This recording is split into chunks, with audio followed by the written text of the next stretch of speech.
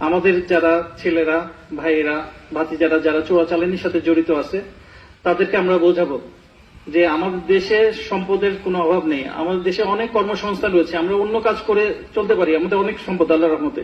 আমরা ওই দেশের কোনো জিনিস নিয়ে আসতে হবে এমন কোনো অর্থ নেই।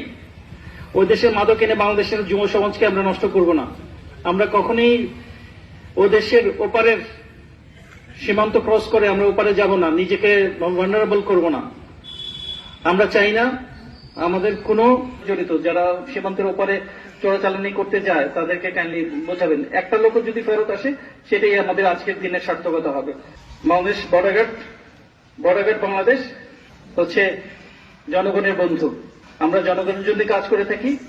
সীমান্তে এই যে প্রচন্ড কুয়াশা, প্রচন্ড শীত, এই শীতের মধ্যেও কিন্তু আমাদের পেট্রোল সারা রাত বাইরে থেকে, আমাদের পেট্রোলগুলো সারা রাত বাইরে থেকে বলেই বাংলাদেশের অন্যান্য লোকজন যারা আছেন, আমরা যারা আছি সবাই কিন্তু নিশ্চিন্তে ঘুমাতে পারি, যেহেতু আমাদের সীমান্ত সুরক্ষিত রয়েছে।